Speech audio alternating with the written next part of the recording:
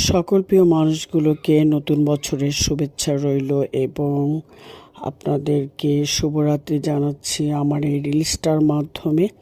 আশা করি সকল প্রিয় ভাই বোন এবং আঙ্কেল আন্টি যারা বয়স্ক হয়েছে তাদের সবাইকে সালাম রইল এবং শীতের শুভেচ্ছা অভিনন্দন। কারণ শীত মানে হচ্ছে ঠান্ডা, শীত মানে হচ্ছে ঠান্ডাজনিত সমস্যা।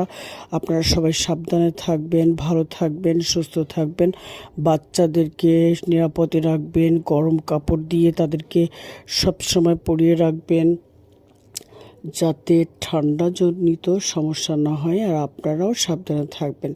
সবার জন্য আমার এই রিলসের মাধ্যমে দোয়া এবং ভালোবাসা রইল। আপনারা যে যেখানে আছেন সবাই সুন্দর থাকুন, ভালো থাকুন, সুস্থ থাকুন, এটাই আপনার জন্য সবসময় প্রার্থনা।